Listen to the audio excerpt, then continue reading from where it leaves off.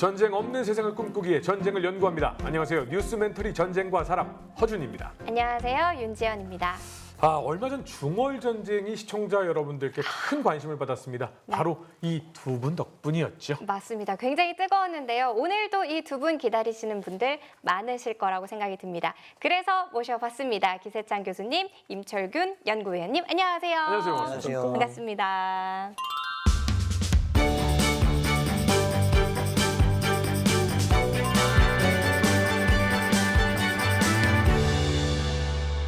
임철균 위원님, 이제는 전문가석이 잘 어울리십니다. 아닙니다. 아직 멀었습니다.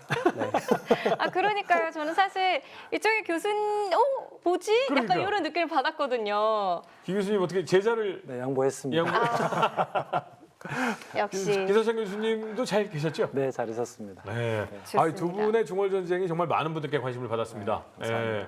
항상 우리 기세찬 교수님 나오면 저희 기세가 쭉쭉 오르는 것 같아요. 감사합니다. 오늘도 잘 부탁드리겠습니다. 네, 맞습니다. 알겠습니다. 그래서 오늘 더더욱이 어떤 주제를 가지고 또 이야기할지 궁금하거든요. 주제 확인 먼저 해보겠습니다. 동물들 사진이네요? 이거 요즘 저희 딸이 열심히 보고 있는 그런 사진인데요. 자연과 동물이 보인다. 일본인은 원래 초식 동물이라 숲에 둘러싸인 곳에서 식량 부족이란 있을 수 없다. 너무 유명한 말인데요. 저거는. 이거 굉장히 많이 듣던 말인데요. 한국 독립을 10년은 앞당겼다. 그렇죠. 무다구치래냐. 네, 사실. 이분이 나왔다라고 하는 것은 태평양 전쟁에 대한 이야기인가요? 오늘의 주제는 태평양 전쟁인가요? 오늘 주제는 태평양 전쟁에서 중국과 미국, 영국 연합군과 일본군이 대결을 벌였던 버마 인도 전역입니다. 버마 전선에 대한 이야기를 해주실 거군요. 이 전쟁에 대한 이야기는 전쟁에 관심이 있으신 분들이라면 당연히 많이들 알고 계실 건데 일단은 모르시는 분들을 위해서 전체적인 상황을 한번 짚고 넘어가야겠다라는 생각이 좀 듭니다. 네, 뉴 전사에서도 미드웨이전, 이오지마 전투 이런 것들을 다뤘었습니다. 저도 잘 봤고요. 그런데 사실 이 버마 인도 전역은 그렇게 많이 알려져 있지는 않습니다. 네. 왜냐하면 워낙 미군과 일본군의 그 태평양 전쟁, 함대함 전투, 항모전 이런 게 많이 있기 때문에 보긴 하는데 그 상당히 좀 중요했던 전역이었습니다. 당시 이제 태평양 전쟁을 가기 전에 조금 그 전 상황을 조금 설명을 드리자면 일본이 1931년 만주 사변을 일으켜서 만주를 먹었고요. 그다음에 37년에 다시 77 사변을 계기로 해서 베이징, 티엔진, 항코, 난징 등을 점령을 해서 주로 중국 동남해 연안을 전부 다 점령했다고 보면 되겠습니다. 그러나 이제 장제스의 중국 국민정부는 항복하지는 않았습니다. 그래서 일본은 한 3개월 정도만 공격하면 중국이 항복하겠지 이렇게 했는데 전쟁이 좀 장기화됐습니다. 그래서 중국 국민정부는 충칭으로 임시 수도를 옮겼고요. 거기에 대해서 일본군은 계속 장제스 국민정부 항복을 안 했기 때문에 그 수도에다가 엄청난 폭격 공중 공습을 하게 됩니다. 그래서 1939년 5월 4일부터 충칭에 무자비한 폭격을 가해서 사망자만 5천 명 발생했습니다. 네. 그래도 중국이 항복하지 않았기 때문에 결국 중국 전선은 이제 교착이 됐습니다. 그리고 잘 아시다시피 1941년 12월 9일에 일본이 진주만을 공격함으로써 본격적으로 태평양 전쟁이 발생하게 되었죠. 말씀하신 대로 그때 당시에 이제 일본이 전혀 아무도 생각하지 못했던 기습적으로 진주만을 폭격을 하게 됐는데 그럼 이때 당시에 일본의 계획은 어떤 거였죠? 사실 일본 지도부도 미국과의 장기전을 통해서는 승리할 수 없다는 걸 잘 알고 있었습니다. 그래서 진주만을 공격했다 해서 일본이 미국에 대해서 완전한 승리를 거둔다 이렇게는 생각하지 않았고요. 단지 이제 일본은 3가지 단계를 세워서 미국과 전쟁을 수행하려고 했습니다. 첫 번째는 전략적 공세죠. 아시다시피 하와이 진주만을 공격해서 태평양 함대를 무력화시키고요. 그 다음에 이제 극동 지방에 고립된 연합군을 제거하고 남방 자원지대를 점령하는 거죠. 왜냐하면 지금 중국과 전쟁이 지속되면서 일본의 자원이 계속 지금 고갈되고 있거든요. 이걸 더 계속 지속하기 위해서는 획득을 해야 되는데 그게 남방 쪽에 동남아시아 쪽에 자원이 많이 있지 않습니까? 네. 그래서 그쪽을 확보하는 거죠. 그다음에 2단계로서는 주변 방어선을 강화하는데요. 그래서 남태평양과 동남아 지역을 공격해서 그 지역을 획득하는 거죠. 저희가 알고 있는 동남아 지역 대부분의 뭐 영국과 네덜란드의 식민지를 전부 다 자기들이 차지하려고 한 거죠. 그 다음에는 이제 소모전에 들어갑니다. 그래서 그다음에 미군이 이제 태평양대를 다시 건설해서 공격해 올 경우에는 일본 본토와 이 점령한 지역을 중심으로 해서 방어전을 해서 계속 버틴다. 그러면 지금 유럽에서는 독일이 지금 석권을 하고 있잖아요. 그렇게 되면 미국과 영국이 결국은 일본과 협상을 통해서 종전을 하려고 할 것이다. 이런 전반적인 큰 전략을 가지고 이제 화해를 공격했습니다. 1941년 12월 진주만을 공습한 이후에 일본은 아주 강력한 해군을 거느리고 있었고 이를 토대로 엄청난 세력 확장을 했죠. 맞습니다. 그걸 남방작전이라고 하는데요. 41년 12월 7일, 그러니까 진주만 기습 1시간 30분 전에 이 남방작전을 먼저 실시합니다. 그 중에서도 이제 일본 제25군이 말레이 반도에 상륙을 하거든요. 상륙을 해서 그야말로 파죽지세로 영국군을 몰아칩니다.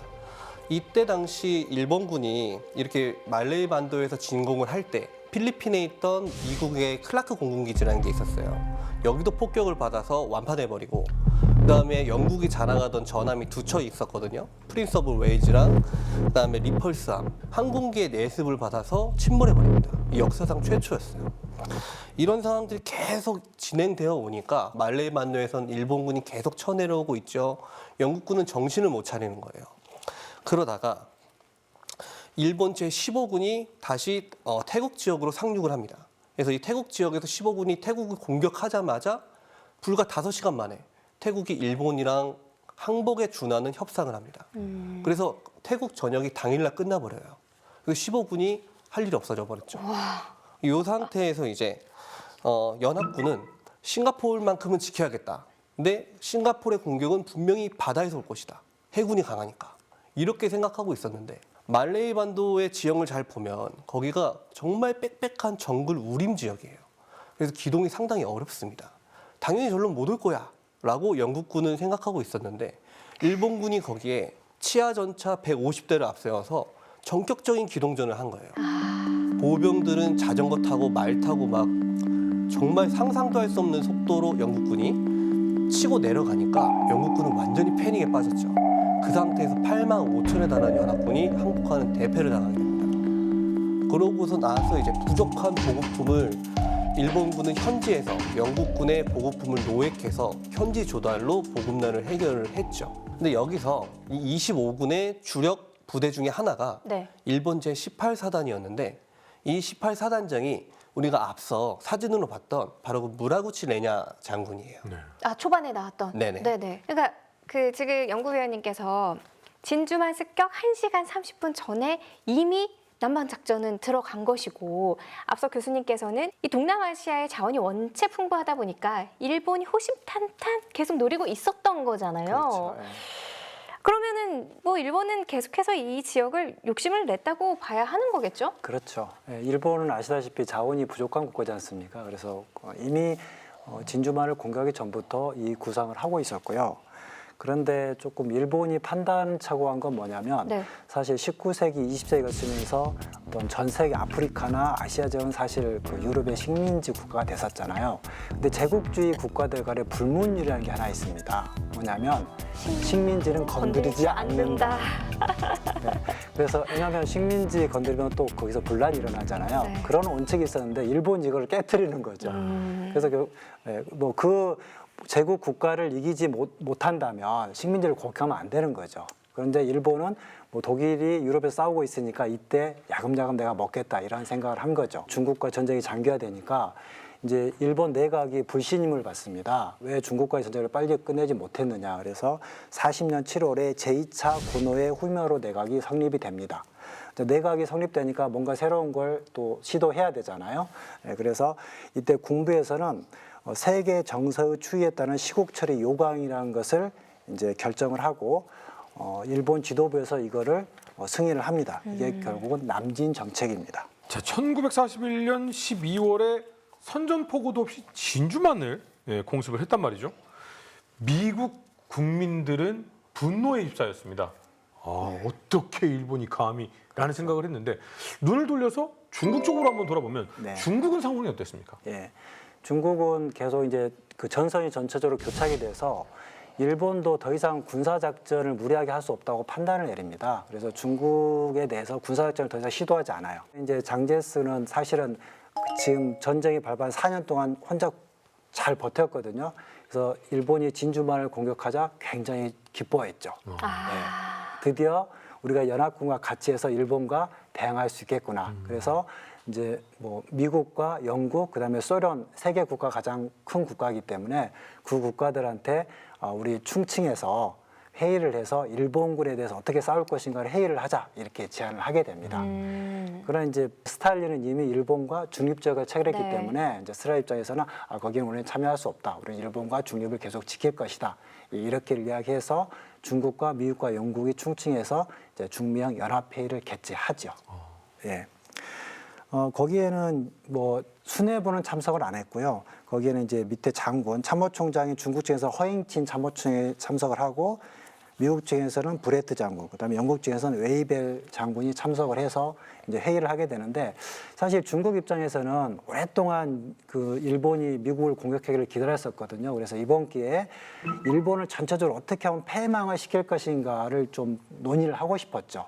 예, 그래서 중국과 미국, 영국이 이제 연합 사령부를 하나 구성을 해서 앞으로 회의도 정기적으로 하고 해서 어떻게 하면 빨리 일본을 뭐 패망시켰을 생각을 했는데 사실 이때 참석한 사람들이 대통령이 아니지 않습니까? 네. 그래서 영국과 미국 측에서는 그 사안은 우리의 어떤 권한을 벗어난다. 그래서 우리는 단지 어떤 버마의 방위를 하는 것으로 제한할 필요가 있다. 이렇게 주장을 해서 결국 중국과 영국이 버마 방위 협정을 체결하게 됩니다. 그러니까 지금 전체적인 중국의 의도는 자 미국을 공격해서 좋았어. 자 우리가 힘을 합쳐서 일본을 패망시켜야 돼라고 그렇죠. 했는데 네. 미국이나 영국군 입장에서는 일단은 버마 방위. 요 입장에서 버마에 지금 이야기가 나온 거군요. 그렇죠. 이 버마라는 곳이 사실 일본이나 미국, 중국, 영국 할 거 없이 이 네 개 나라들한테 다 전략적으로 굉장히 중요한 곳이었어요. 그래요. 전략적 요충지인데 사실 많은 주목을 받지는 못했었어요. 일본이 중국에서 대부분의 도시들을 함락시켰지 않습니까? 그러면서 이제 중국의 동남부 해안까지도 점령을 한단 말이죠. 홍콩도 이미 함락이 됐고요. 그러면서 중국이 보급을 받을 수 있는 항구 대부분을 빼앗깁니다.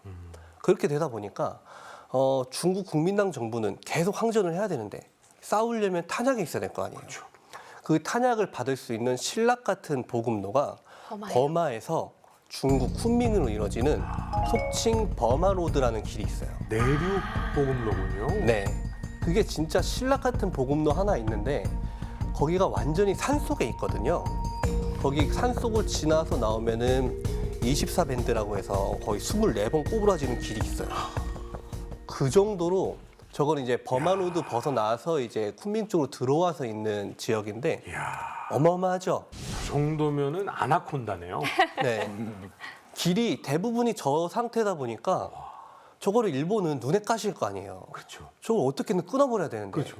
그래서 저기를 항공 폭격도 하고 공작도 하고 뭐 여러 가지 노력을 하는데 저게 워낙에 첩첩산중에 있으니까 이게 잘 안 되는 거예요. 그러다 보니까 일본 이제 대본령에서는 저거를 끊긴 끊어야겠는데 방법이 없을까 해서 이제 작전본부에 근무하고 있던 스즈키 대자라는 사람이 있었어요. 스즈키 케이지 대자라는 사람이 있었는데 이 사람한테 안을 하나 수입하라고 합니다. 케이지 안 하나 보고해봐. 저 버마로드 끊어버려야 돼. 라고 하니까 이제 스즈키 케이지 대자가 이 버마로드를 우리가 군을 이동시킬 수는 없고 엄두도 안 나잖아요. 솔직히 저기까지 가는 게. 그렇다면 버마 안에서 소요 사태를 일으키자. 당시 버마 안에는 아웅산이라는 아웅산 수지의 아버지 되는 사람이죠. 이 아웅산을 위시한 독립운동 세력들이 있었거든요.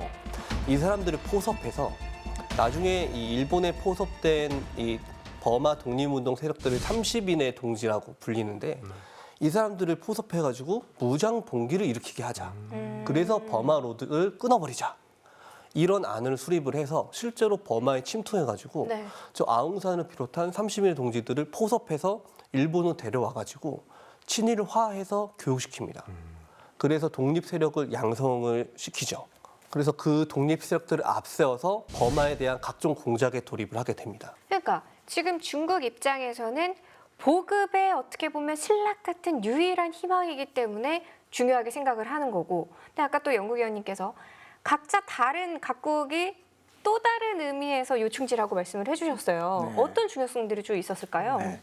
일단 일본 입장에서는 방금 말했듯이 이제 중국을 사실 해안은 다 봉쇄를 했거든요. 네. 동남아에 일본 해군이 다 봉쇄를 했기 때문에, 근데 중국은 사실 지금은 많이 발전했지만 당시에는 어떤 산업 기술이 발전하지 못해서 자체적으로 무기 생산할 수 있는 게 굉장히 취약했습니다. 그래서 뭐 총이나 박격포 정도는 만들 수 있지만 대포나 군함 이런 건 못 만들거든요. 그래서 그거를 이제 미국이나 영국에 또 받아야 되는 거죠. 랭군, 버마의 영국 식민지였기 때문에 그걸 통해서 이제 지상으로 받는 건데, 일본 입장에서는 거꾸로 이야기하면 거기를 차단해야 되는 것이고, 그래서 그런 노력을 했고요. 또 특히 버마에는 텅스텐, 망간 등 광물 자원하고 그 에난 자원이라는 곳에서 석유가 매장돼 있었습니다. 일본 입장에 석유가 굉장히 중요하잖아요. 그럼요. 그래서 이걸 점령하면 석유를 이제 본인들이 탈취할 수 있기 때문에 굉장히 중요했던 곳이죠. 연합국 입장에서 보면은 이제 중국 입장은 제가 말씀을 드렸고요. 영국에서 가장 중요한 것은 사실 버마가 아닙니다. 어디일까요? 영국 입장에서요? 예, 인도 아시아에서 아닐까요? 인도죠. 네. 인도가 최대 식민지죠. 다른 걸 다 뺏기더라도 인도를 뺏기면 안 되는 그렇죠. 거죠. 그런데 인도의 상륙 작전하기는 어렵죠. 왜냐하면 뭐 영국 해군이 워낙 강하잖아요. 그런데 지상으로 접근할 수 있는 게 버마인 거예요. 예, 버마고 당시 랭군항인데 랭군항도 일본군이 쉽게 접근을 못해요. 왜냐하면 영국 해군이 강하잖아요. 그래서 일본이 좀 이렇게 전략을 쓴 게 태국을 설득을 해서 태국으로 이제 지상군이 들어가죠. 그래서 랭군을 옆에서 이제 공격을 하게 되거든요. 어쨌거나 영국 입장에서는 인도를 뺏기지 않기 위해서는 이 버마를 지키는 것이 상당히 중요하죠. 예, 그래서 상당히 중요했고요. 미국 입장에서는 방금 그 말씀하셨듯이 이제 진주만 하와이를 공격당하고 나니까 엄청나게 미국 사람들이 분노를 했죠. 미국인들이 분노했는데 문제는 당시 미국은 당장 그 아시아의 지상군을 파병할 여력이 안 됐어요. 왜냐하면 독일과 유럽에서 전쟁을 하고 있고 또 아프리카에도 파견해야 되고 영국 혼자 싸우기는 어렵잖아요. 거기에 전력을 집중해야 하기 때문에 실제로 전력도 부족했을 뿐더러 파견할 입장이 안 됐고, 군사적으로는 급하지 않은 곳에 전력을 낭비할 필요가 없는 거잖아요. 네. 미국 입장에. 그러나 문제는 뭐냐? 뭔가 보여줘야죠, 국민들한테. 네. 공격을 당하는데 가만히 있으면 안 되잖아요. 그렇죠. 뭔가 보여줘야 되는 거예요. 그렇기 때문에 실제 병력은 영국과 중국군이 하지만 미국이 돈과 그다음에 보급 물자를 대주고 여기서 우리가 삼국이 연합해서 열심히 싸우고 있다. 이걸 보여줄 필요가 있었기 때문에 영국과 중국의 거기에 합해서 미국이 연합군을 결성하게 되는 거죠. 실제 야전 전투 부대는 들어가지는 않고 이제 지휘관이나 이제 고문단 정도가 들어가는 거죠. 그렇게 됐습니다. 진짜 모두가 다 버마를 지켜야 할 이유가 있어요. 각자의 이유가 있는데 네. 영국은 인도라는 최대 식민지, 네. 중국은 거기를 통해서 보급을 받아야 되는 거고, 미국은 한 방 맞았는데 이거 제대로 보여주지 않으면 국민의 신뢰를 잃게 되니까 그렇죠. 정치적인 지위가 위태로운 거고요. 네, 네. 일본은 이것을 막는 데 있어서 동아시아와 동남아시아의 각 국가들에게 야, 너희들 언제까지 식민지 할 거야? 네. 너희들 독립해야 될 거 아니야? 이런 정치적인 수단까지 이용해가면서 뭔가의 공격 활로를 찾고 있다. 예. 이렇게 지금 보면 되는 상황이죠. 그렇죠. 그래서 아까 말씀드린 중국과 미국과 영국이 충칭해서 연합회를 했잖아요. 네. 거기에서 이제 그러면 버마 방위를 공도로 방해한다에 이제 협의를 보고, 그 대신 중국이 지상군을 투입하는 대신 중국 본토에 미국이 계속해서 보급 물자를 일본과 서수도로 대준다. 이런 협약이 이제 이루어졌습니다. 그 당시에 버마 어떤 곳이었나요? 버마의 지형적 조건을 보면은 한마디로 정의할 수 있습니다. 난공불락이다. 공격하기 대단히 어렵다. 왜 그러냐면은 저 버마가 자세히 보시면은 서쪽으로는 인도양하고 접하고 있죠. 그렇죠. 네. 북동쪽으로는 중국이 있고요.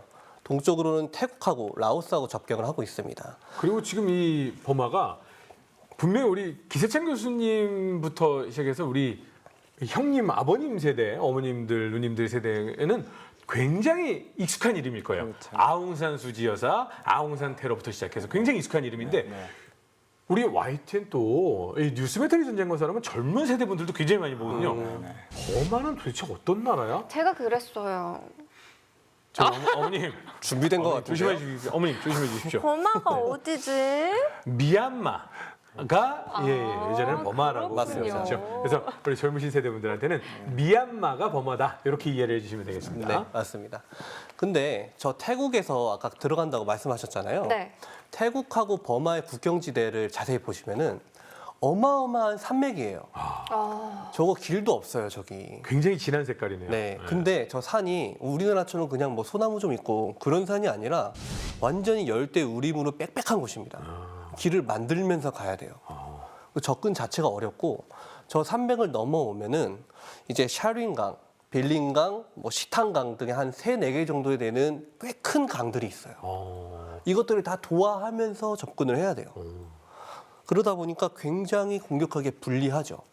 그럼 기후는 어떠냐? 기후는 5월부터 되면은 몬순 기후의 영향을 받아가지고 이때 어마어마한 비가 내립니다. 그러면은 아까 강 3-4개 있다고 했잖아요. 이때 5월 우기 때 2,500에서 5,000mm 내려요. 그럼 저 강들이 다 범람할 거 아니에요? 네. 도하가 안 돼요. 그래서 일본의 입장에서는 굉장히 짧은 단시간 내밖에 공격을 할 수 있는 작전 기간이 안 되는 겁니다.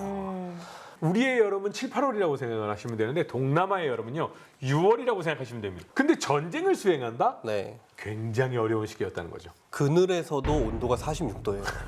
이걸 어떻게 싸워요? 그늘에서도 46도인데. 그러니까 이런 상황이었다라고 생각을 하고 지켜봐 주시면 될 것 네. 같습니다. 그러니까 미국, 영국, 중국 각자의 이유로 지금 버마를 지켜야 하고 일본 입장에서도 이 버마를 뚫어야 하고 결국 이렇게 해서 대치를 하게 됩니다. 양측의 작전 계획은 어떻게 되나요? 네, 좀 지도로 제가 설명을 좀 드리도록 하겠습니다. 네. 일본은 지금 아까 말씀드렸듯이 태국 쪽에서 들어온다고 그랬잖아요. 태국 쪽에서 모울베이를 거쳐서 패구를 통해서 랭군 항구를 먼저 공격하는 거예요. 그래서 항구를 먼저 장악해야지 나머지 증원군이 못 들어오죠. 배로 그러니까 영국군은 못 들어오고 일본군은 네, 될 수 네. 있으니까. 그래서 랭군을 1차 목표로 삼습니다. 랭군을 1차로 점령한 다음에는 이제 북쪽으로 공격을 하게 되겠죠. 그래서 2개의 강을 따라서 왼쪽이 이러와디강, 오른쪽은 시탄강을 따라서 북쪽으로 공격을 해서 결국은 라시오로 이렇게 우회 공격을 해서 만달레 이북에서 차단을 하게 되면 연합군이 완전히 고립되게 되는 거죠. 그래서 포위에서 경멸하려는 계획을 세우고 있었습니다. 그럼 연합군은 이제 어떻게 방어 계획을 세웠느냐? 네. 그 중간에 산을 기준으로 해서 좌측 이라와디 강 쪽은 그쪽은 영국 인도군이 주로 방어를 한다. 서쪽 지역은 하고 그다음에 동쪽 오른쪽에 퉁구 그다음에 만달레 이선은 중국군이 방어를 한다. 이렇게 계획을 세우긴 세웠었죠. 네. 실제로 잘 되지는 않았습니다만 동쪽은 장제스가 그러면 중국군을 윈난성에 있는 중국군을 출동을 시켰죠. 그래서 3개군, 5군, 6군, 66군이 오는데 이 군은 사실 지금 우리나라 편제로 보면 군단급에 해당하는데 그러나 이 병력 측면에서 보면은 1개 군이 1개 사단밖에 안 돼요. 미군 1개 사단.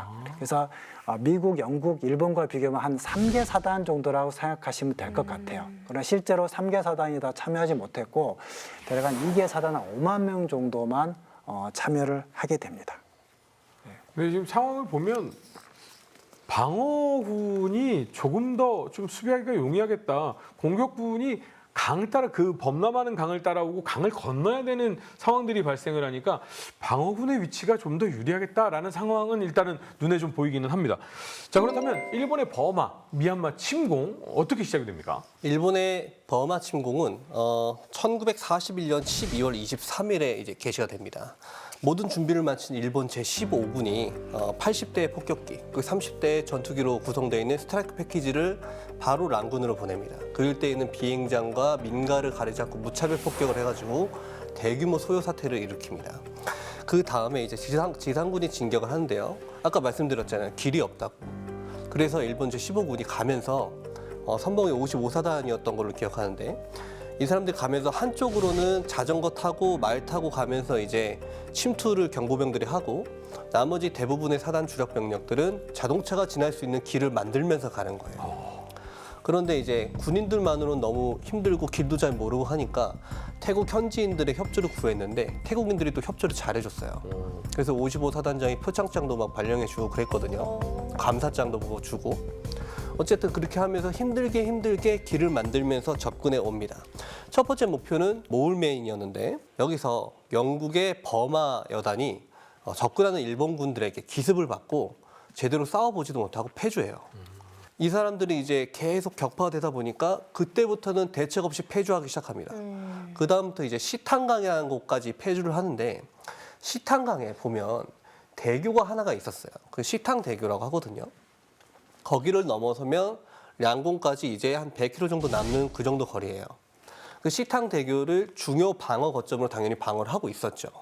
그래서 패주해온 부대들도 돌려 세워서 방어진이 점령하게 하고 구르카 여단도 이제 배치를 해서 일본군 공격을 막고 근데 거기에 일본군은 계속 공습도 가하고 그러다 보니까 저 17 인도사단의 사단장 이름이 스미스였는데 이 스미스 장군이 한편으로는 방어하면서 혹시 모를 최악의 상황에 대비해서 식탕대교에 폭약을 설치를 합니다.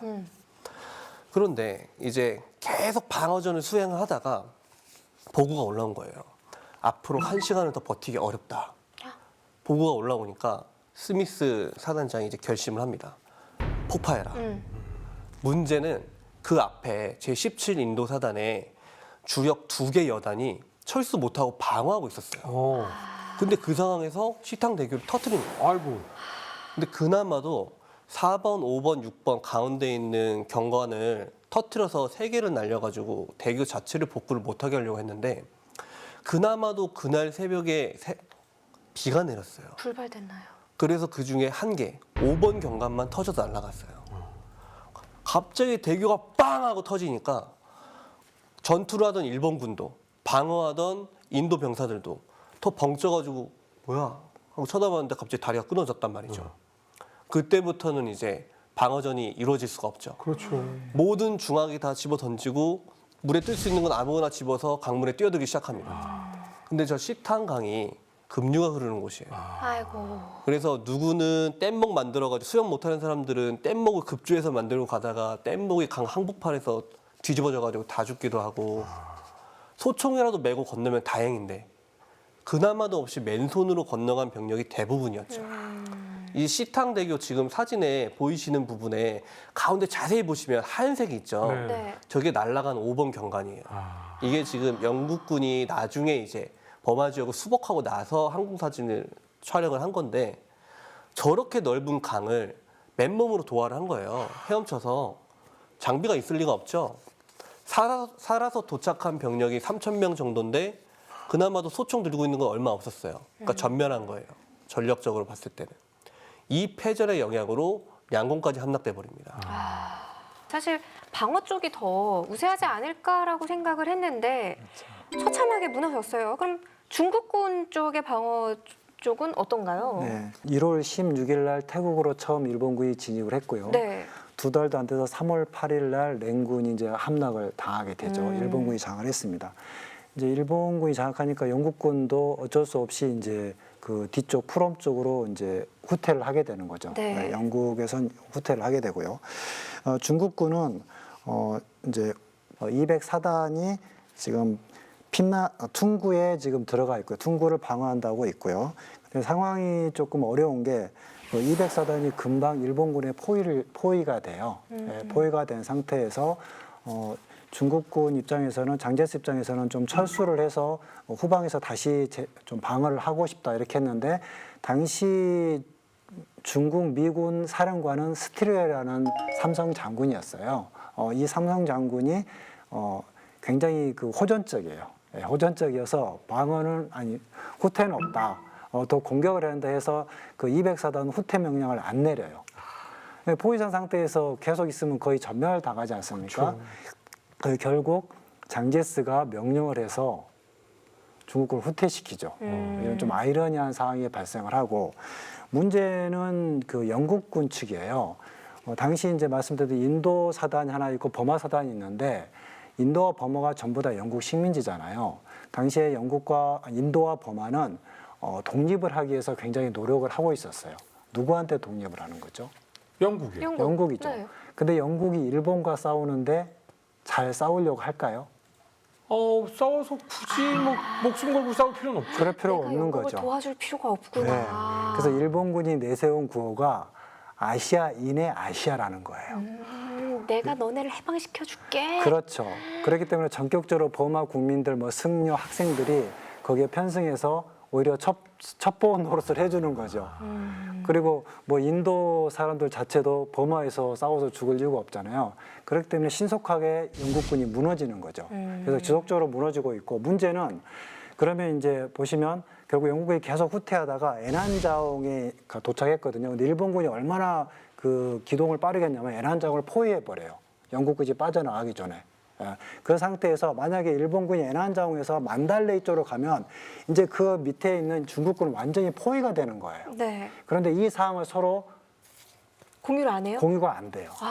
왜냐면 거리가 상당히 지금 보시면은 가깝게 보이지만 프롬에서 애한자원까지 한 240km 정도 돼요. 200km 정도. 굉장히 멀어요. 그러면 서울에서 대전거리 정도 되잖아요. 그래서 그럼 장거리 통신망을 갖고 있어야 되는데 그걸 갖추지가 못했어요. 그래서 이제 장제스가 아니 지금 너무 거리가 먼데 영국군과 중국군 사이에 뭔가 연락을 해야 되니 그럼 통신망도 없으니까 연락장교라도 한 명 보내서 전화를 할 수 있잖아요. 그렇게 하자 그랬는데 영국군이 이제 안 된다고 하는 거예요. 왜요? 버마가 중국 옆이니까 과거에는 사실 중국이 중화 사상을 앞세워서 약간의 자기의 세력권이었잖아요. 근데 영국한테 뺏겼으니까 혹시 전쟁 끝나고 중국이 버마 우리 권한인데 이렇게 주장할까 봐 굉장히 꺼려해요.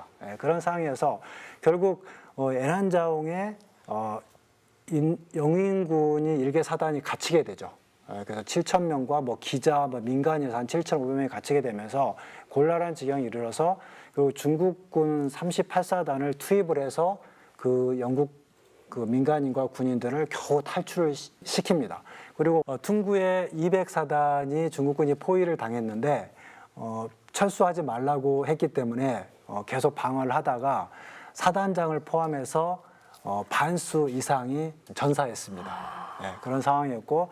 그다음에 이제 이 상황에서 스트렐은 사령관은 다시 핀만으로 약간 핀만에서 다시 일본군을 공격하자 이렇게 주장을 해요. 그런데 장제스는 일본군이 지금 너무 공격 속도도 좋고 주도권을 뺏겼기 때문에 아예 만달레이까지 퇴각을 하자. 만약에 영국군이 우리한테 이야기 않고 다 퇴각을 한다면 만달레이가 일본군에 들어간다면 결국 핀마나와 밑에 있는 중국군이 전부 다 포위 섬멸당한다. 이렇게 주장을 하죠. 그러나 당시 장제스와 스트렐 사이가 굉장히 안 좋아요. 그래서 스트렐은 절대 안 된다. 계속 공격한다.